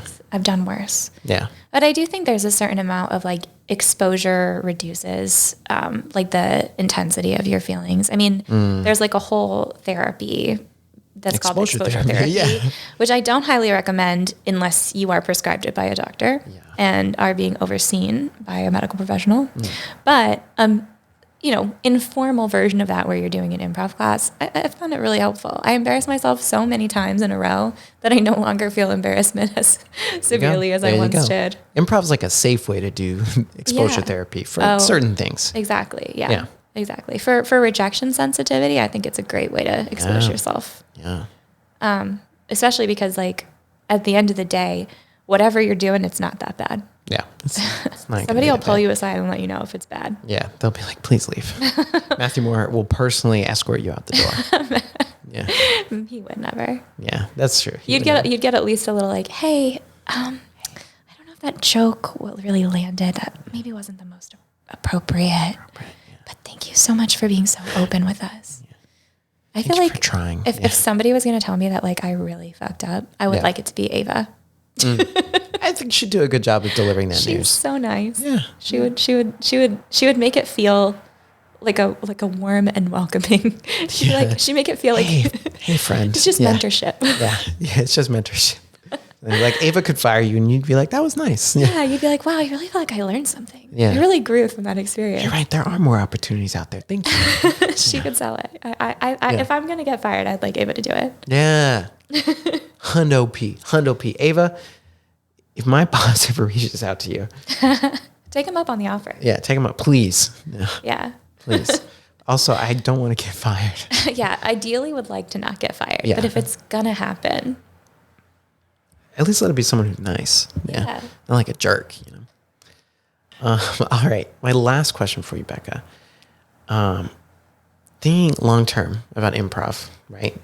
Your journey, you're both experienced, but also like the world is your oyster, Do you have any goals or things you're looking forward to doing in improv or comedy or performance or creative in general? Because I know you mentioned earlier you wrote a book. Like thinking about, we're almost to 2024. Oh my gosh. We're almost to 2024. So looking ahead. It's August 2022 and I don't want to hear any other. Perfect. Great. Love that. Yeah. Sorry, what was your question? Yeah. So do you have any goals related to improv, comedy, creative stuff that you're kind of thinking about? Maybe things you want to work on in improv, just kind of anything in that field? Yeah. So I definitely need to edit that book. Edit that book. That's a good start. Yeah. It's on a Google Doc. It needs to be off a Google Doc. Start with spelling, right? All the red lines and stuff. I did that part already. Nice. There you go. Yeah, but it needs substantial reworking. Oh, okay. So, that's how it goes. That's a little harder. It's like 5 drafts before you're done, I would say. Yeah. So I did want to do that in 2024. That's my actual New Year's resolution. That's a good one. But for improv specifically, I feel like it's a good question. I think I should really get more into physicality. That's like a blind spot for me. I really just like my limbs don't do what I ask them to do. At all. That's not good. I'm like, there's like field sobriety tests. Yeah. I'm like, well, if we're lucky, this finger will hit my nose, but it might not. We don't know for sure. We don't know. Not because I'm drunk, just because of who I am as a person. Right. But I think that is a mental block more than it is like a true fact. So just like doing it anyway and being wrong is better than not doing it at all. So trying to, sorry. Oh, you're good. Trying to get a little bit more physical. Yeah. Get some movement, get some going. And like a little space work maybe? Yeah, space work. Heinous at space work. Absolutely horrific. Absolutely horrible. I tried to do like that thing where you shake a cocktail shaker. You can tell me what this looks like to you. I mean, you could be shaking a cocktail shaker. Right? I don't know. I thought this was pretty good. Yeah. But I think it's more of a up and down, Up and down. which is where this looks like you have like lumber or something. You're throwing it over your shoulder. In my mind, Yeah. that was a perfect imitation. I mean, I see it though. Like you say it, I'm like, yeah, I could see that. Totally. If I try to chop a vegetable, this is You gotta like do it like you would for you make bagels. Do that for space work. Do bagel making because you know that movement like inside out. I'm sure. that one I do, but it would be a little bit hard maybe to read if you don't routinely make bagels. But even then, just do it, and then someone will label it for you, and then it'll just become whatever that is. True. You can just. I don't even know how you make a bagel. Poke that hole, whatever you got to do. Make a little roll shape. Yeah. And you poke a hole in the middle and you stretch it out with your thumbs. That looks great. What you did right there. Boom. Everybody will be like, she's making a bagel. Yeah. Start with what you know, and then Yeah. I don't know. Like, were you a bartender? Have you ever been like? No. See. You can probably tell from the way I shake a cocktail shaker. Yeah. So there you go. Like, start there. Be like, yo, bagel making, I got that on lock. We'll start there. There's so many other things you do every day that are great for space work. Slouching in front of a computer. Amazing. Incredible. That always kills. People are always like, oh, she's typing. I do that. No, I do Like, that. it's people. I do a pretty good always- imitation of a text message because I can touch type with a text message. So Hey, there you go. I'm really writing. yeah, there you go. You're probably like, hey guys, like you're like the swipe texting, like Yeah. Little TikTok swipe. oh yeah. That's a classic. That's a new cigarette in hand for space work from my standpoint. Yeah. We used to smoke all the cigarettes all the time, and now Yeah. you want something in your hand, just swipe and TikTok. Yeah, people just swipe phones. I'm a big drink guy. I love pouring drinks. That's like my move. I'm like, yeah, I'm getting a cup of something. Whenever we do those like family dinner scenes, you know what I'm talking about? Those games. There's a couple of them floating around there where you're at a family dinner. You're like either British or like country. or you're making a confession or whatever. Yeah. There's a family. Yes. family. Yes. I can't seem to this is not how you cut anything in this world. No. And then now I'm like, wait, okay, so then I'd have to switch my fork, and then how do I hold a fork? I can't remember. Yeah. So instead I just drink the whole meal. That's all I do. You could pick up like bread or something. I've been known to butter a roll. And shut it down. Swallow. Be like, oh my gosh, these biscuits are incredible, Catherine. But then at the end of the day, what am I eating? Only rolls for Thanksgiving? That sounds like a great Thanksgiving. If they're like King's Hawaiian rolls, high fructose corn syrup. Yeah, I back do to sugar a bread. sweet potato roll. Ooh. You wouldn't believe. That sounds good. Yeah, my older sibling made the recipe and I stole it. That sounds delicious. Highly recommend it. I Sweet guess potato roll. I'll send you the recipe. That sounds great. I'm in. All right. Thanksgiving passed. I'll have to wait. That's true. Well, Yeah. you can have them any time of year. That's true. Sweet potatoes, they're always around. They're always lurking. Should they be, though? Sometimes I No. go to the grocery store and I'm like, should there be cabbage? You shouldn't be here right now. Yeah. How are there strawberries all the time? I think it's like we eliminated seasonal fruits and vegetables. Like, I Yeah. think just the way the world works. Well, just California's existence, because I think California supplies like 40% of like the produce for the country, something like that. It's absurd.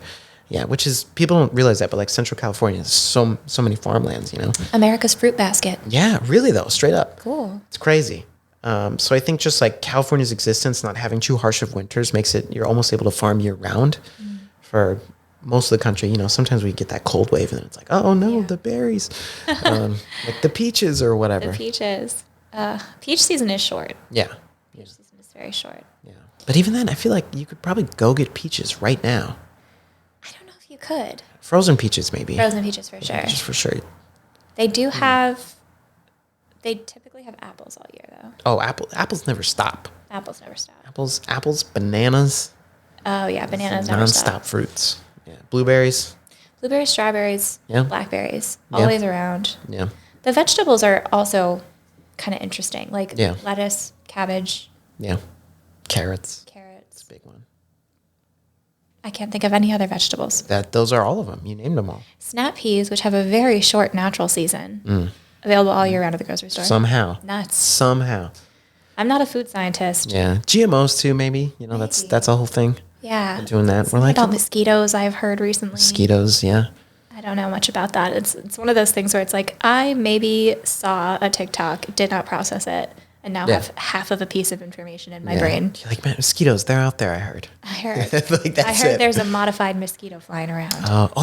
They're like, don't they like sterilize them so that when it comes like mating time and it's like, just kidding. Here's my understanding of this fact, which the level of truth of this is I have absolutely no idea. But my understanding is that they made sterilized mosquitoes to keep the population down to fight malaria somewhere. I think that's right. It sounds true. Because like people have gotten malaria in parts of the world where it's not normally a problem because of like climate change factors, and then conditions are just right for mosquitoes to populate. So then it's like, guys, we should not have mosquitoes. Like in LA, like we've had more mosquitoes this year because we had the hurricane and like, that was weird.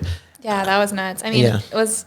I don't know where you are, but where I was, it was just rain. Yeah, no, I'm on the east side of town. It's like this is okay. Yeah, it was pretty okay. Yeah, like this. No, okay. I was like really hoping to see some lightning. Yeah, that's rare here. Yeah, it does happen on occasion, but occasion. We had like dry lightning. That was really strange. I don't know if that was here or if I was in the Bay Area when that happened. But I think I was in the Bay Area. I think that caused a wildfire actually. Oh yeah, that sounds about right. Yeah, it's like if we get lightning, something's gonna burn. Honestly, unfortunately, it's like well.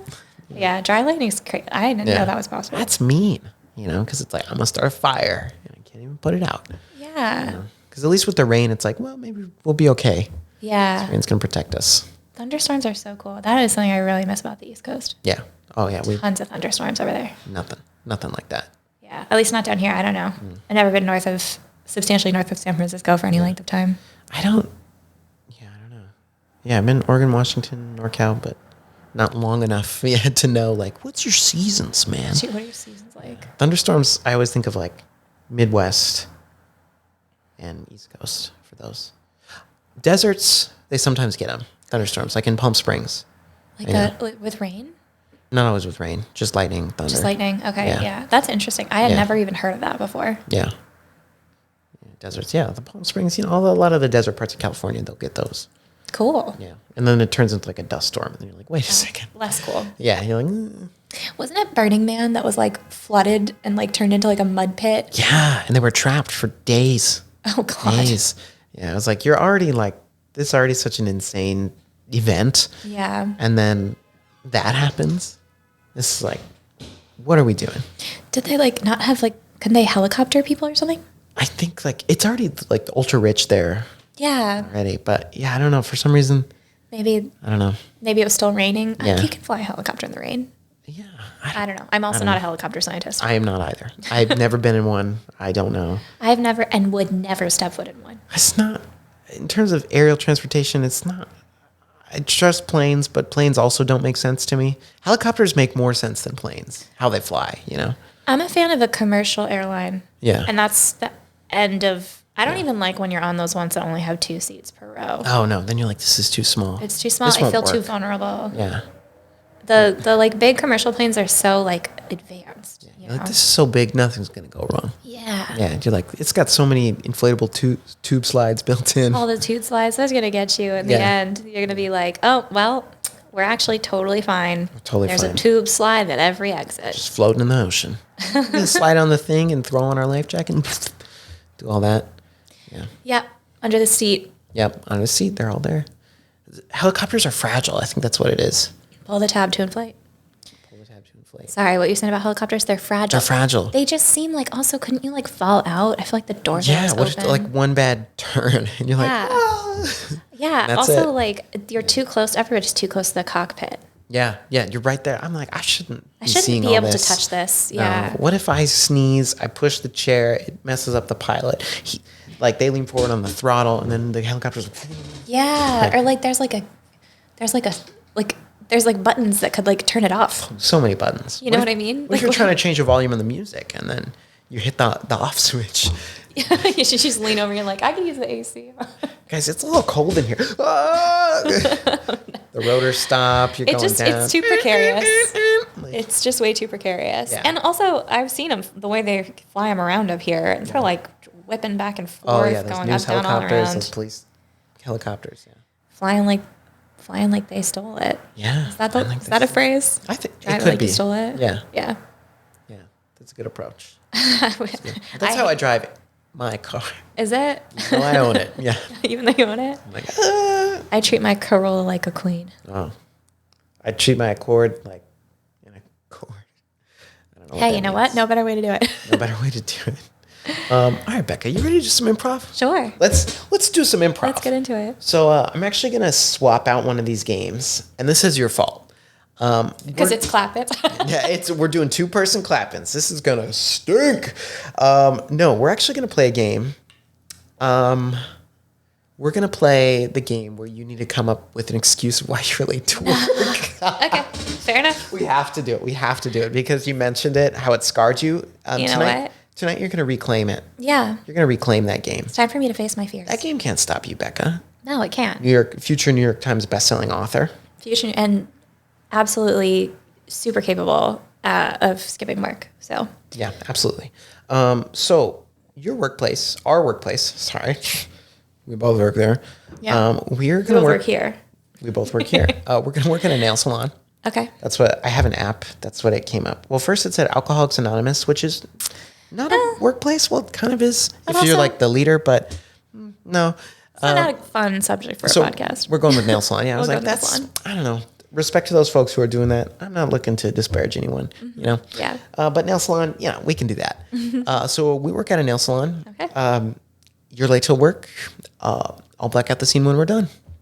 This is a terrible format for your physicality. I'm so sorry. No, that's okay because it is a podcast. Yeah, it is a podcast. Yep. Maybe we're talking about 2 different games though. Oh, no, I don't have to leave the room because there's only one of you. Okay. Yeah, there's only, and I'm just going to pretend like you're not here until you come in. Oh, hey boss, sorry I'm late. All right. Oh my gosh, Tara. What are you doing? I told you if you were going to be late one more time, I'd have to let you go. Yeah, but I swear it was not my fault this time. It's not your fault. And it will never happen again because this was a really unique circumstance. Oh, was it? Was it? Just like, Tara, Yeah. look, you're my favorite nail tech here. Thank you so much. You really are. You're so good with the customers. I do the numbers on Instagram. You do the numbers on Instagram. Oh my gosh, your reels that you post, you're like, you always use Nail Tech by Jack Harlow in all your reels. Of course. So good. Yeah. But I can't let your social media performance, it doesn't make up for the fact that you're irresponsible. Well, that's pretty harsh, and I think you're going to feel really bad when you find out why I was out of work. Tara, spill the beans. I'm willing to listen because it's a little dead right now. Well, it kind of started in the morning. My car was just really not having it today. Okay. Sure. And Sure, Tara. yeah, so, luckily since I was up so early, because it's so important to me to be on time, I called a friend, my friend Horatio. Horatio. Yeah, you know Horatio. He's a great guy. Horatio. Yeah. He came on by. Met him. And he popped up in the hood. He looked in it and he said, well, girl, there's a kitten in here. Yeah.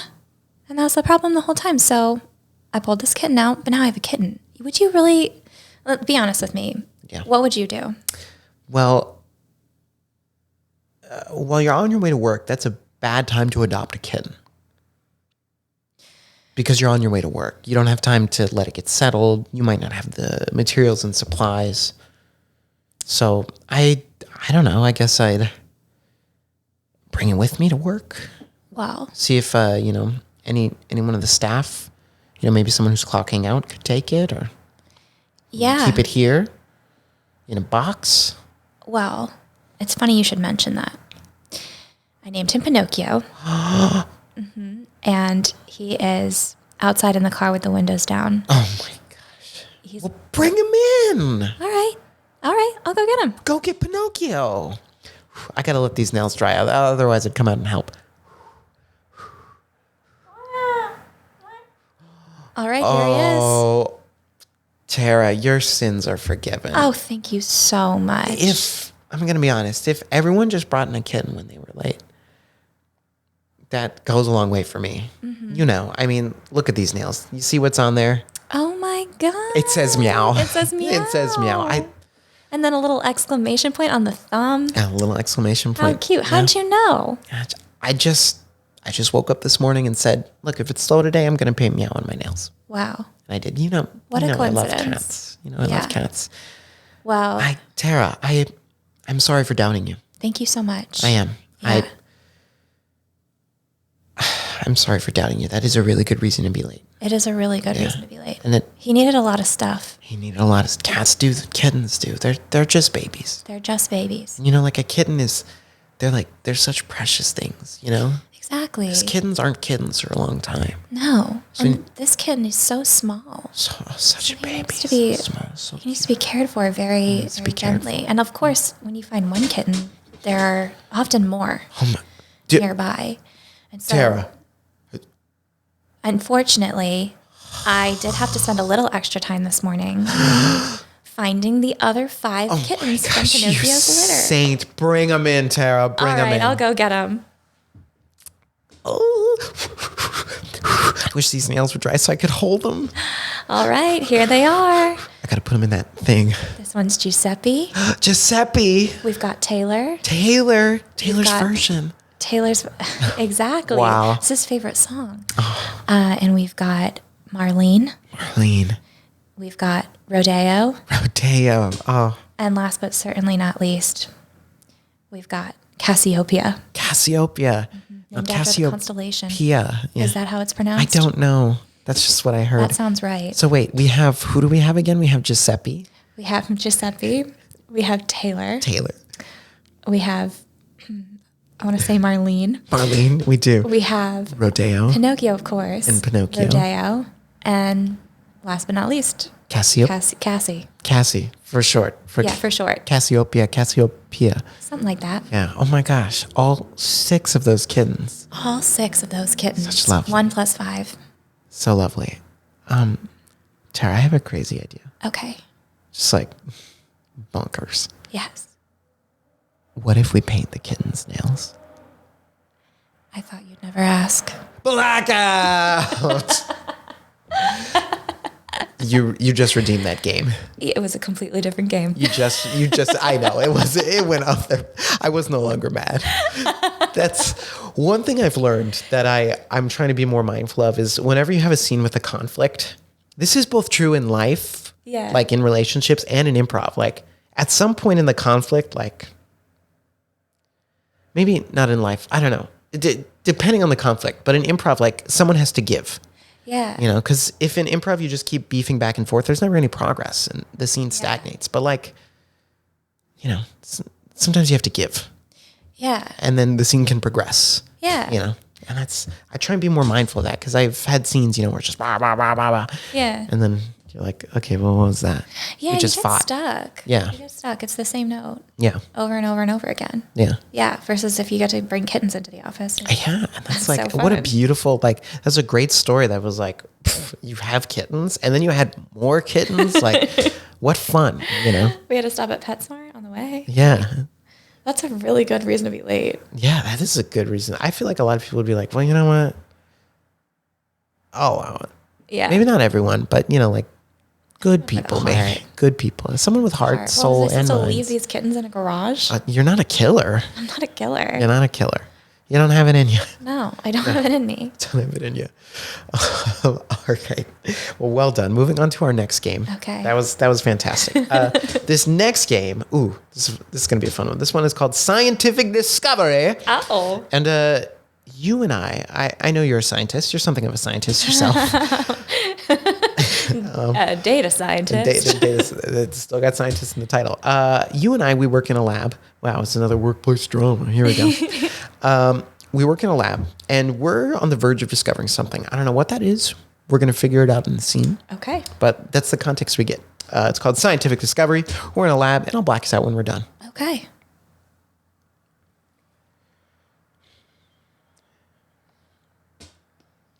Easy. You're right. I can do this. Just a few more test tubes into this Erlenmeyer flask.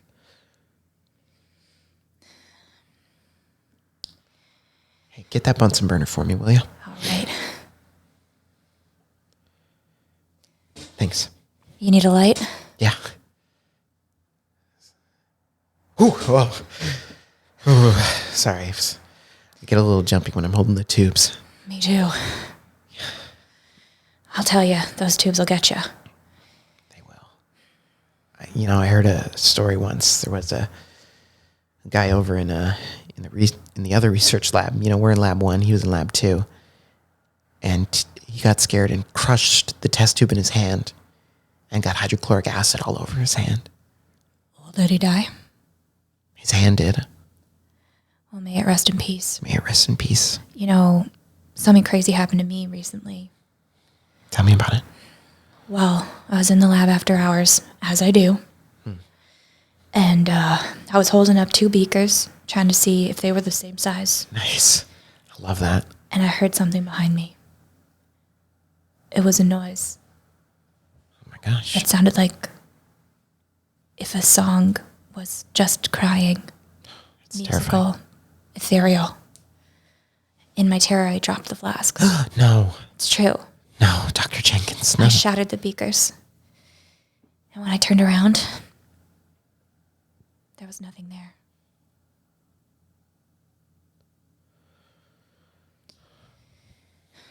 Please don't tell them about the beakers. I won't tell them about I really the can't beakers. afford that. With the budget cuts lately, we don't have a lot of money to buy new beakers, so They're you gotta going be to take it careful. out of my check, and Christmas is coming, and Yeah, they are. Darlene and the kids are going to be so mad. Yeah, they're gonna be furious.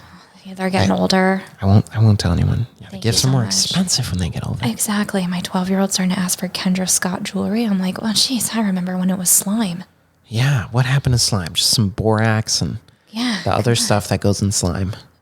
I think, yeah, glue. I Glue, think, yeah, and the dye. and dye. Food coloring? Glitter. Glitter. Yeah. Glitter. It's Those so, were the days, so man. economical.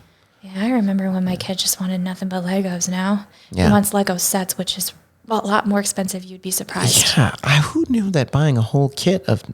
Yeah, it's So like I much. can buy 1,000 Lego pieces in a big bucket. It costs $20. If I want 14 pieces, but they look like Harry Potter, all of a sudden we're talking $60. you want Hogwarts. Oh, look, now you want a spaceship. I miss when they were too young for IP.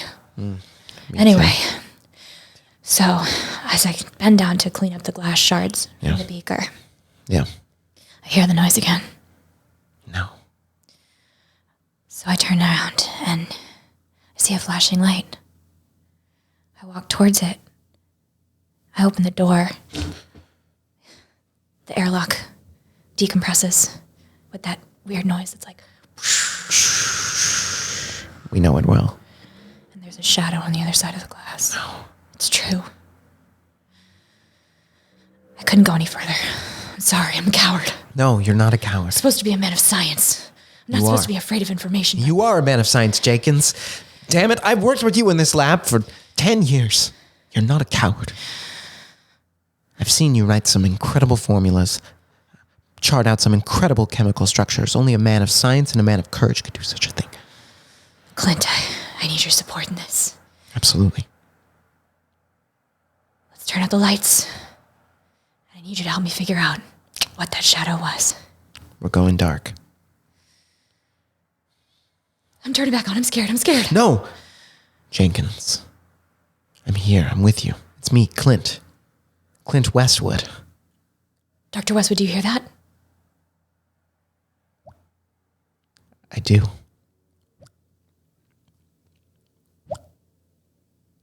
We're not titrating anything in this lab. That's exactly what I was going to say.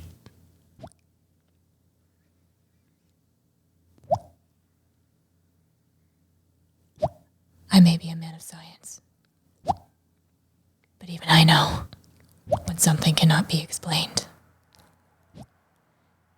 Is this evidence for a higher power?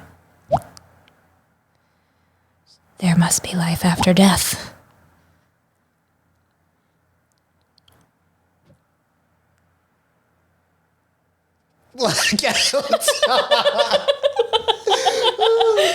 I got stuck. I was like, I can't do it anymore. I was like, I was like, I was like, we can't leave the room. Yeah, I know.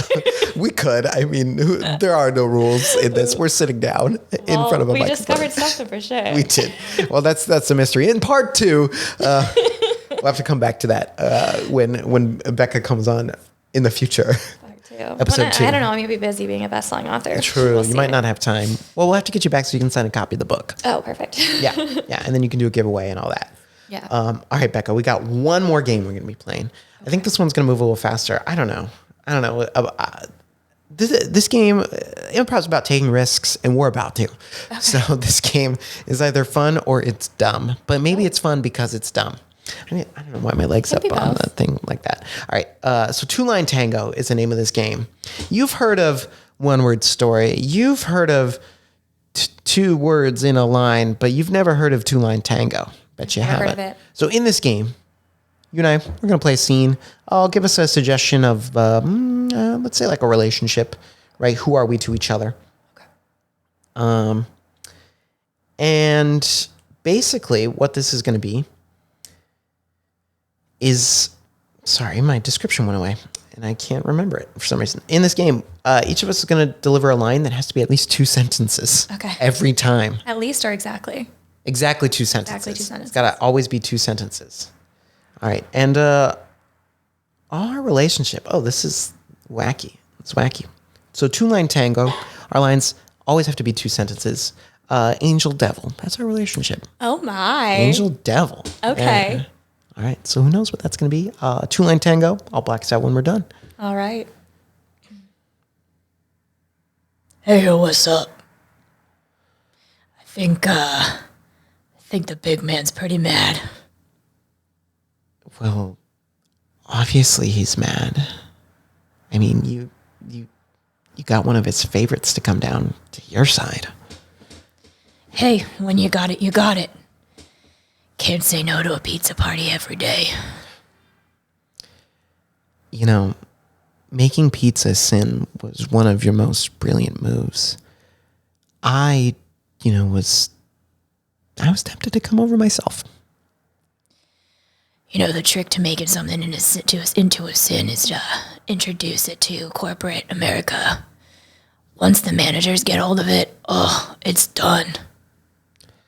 Of course. We have been trying to make waves in corporate America, but they do not appreciate our kindness initiatives. They won't catch on. It's not profitable to be kind. But you know what? Kindness is a profit in itself, kind of. If you're you, I guess. That it is. To us, kindness is currency. I just wish more people could see that.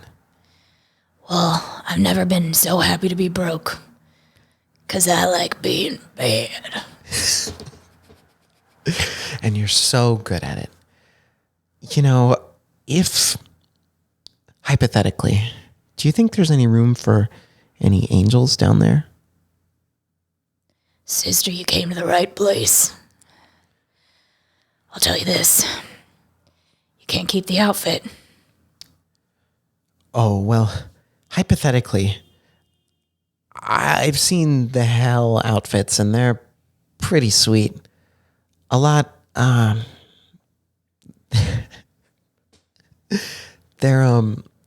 the materials are so much more garish than what we've got up here. Well, not to put too fine a point on it, but you can do a lot. You can really make your budget stretch if you just don't pay people. And beyond that, a lot of really cool people end up down here, so we kind of are able to really workshop stuff. My gosh, that's amazing. Yeah, I just saw Ed Hardy's down there. I love his work. I always thought there was an angelic quality to it. Well, closest thing to a devil's like an angel if you think about it, because we both got like wings and shit. Plus, I don't know, doesn't it feel kind of good to be bad, and isn't your whole thing about being good? You've got me stumped in my own philosophy there. Devil, what if I asked you to join me sometime up here at a a kindness party? Not to put too fine a point on it, but hell no. Blackout. That was a good voice. Hey, that's range right there. That's range. That's range. I got 2 modes. You got 2 more. Rescue kittens, underpay workers. Here you go. Labor exploitation. Save the animals. That's all there is. That's all there is in life. Well, Becca, thank you so much for playing those games. Before we conclude tonight's episode, are there any last words you want to leave us with? Well, thank you so much. This has been an absolute blast. I think if you're like listening to this and you're like, oh gosh, I don't know if I want to do improv. It's so scary. You should do it. Because if you don't like it, you can just stop doing it. But you're probably not going to not like it. Probably not gonna not like it. Yeah, you're probably going to like it. This is another way to say that. You got me there. The double negative confused me. Sorry. No, I figured it out. I'm still back in it can be good to be bad because being bad feels good. True. It can be good to be bad. It can be good bad to be good. If you think about the world as like what is good is like to maximize utility, which is to say like I mean it's like I guess from econ that's like happiness, good vibes, etc. Yeah. Then he was right. That's true. Being bad is good because it maximizes his utility. It does. It certainly does. It certainly does. And that's why utilitarianism doesn't really work. But improv does. But improv does. You should try improv does. All right. Well, thank you so much to Becca Thornquist for coming on tonight's episode of Improv for the Podcast. As always, you can find us literally anywhere there's podcasts. Even if you listen on a weird platform like Amazon Music or Stitcher Radio, we are there. We'll be back next week with another episode. But until then, we'll see you next time. Improv for the Podcast was created by Matt Moore and Michael Lee Evans. Edited and produced by Michael Lee Evans. And finally, presented by Improv for the People. Interested in more IFTP? You can visit us at improvforthepeople.com or on our socials, such as Instagram, TikTok, Twitter, and YouTube. Remember, new episodes are released weekly. Thank you for listening. We'll see you next time.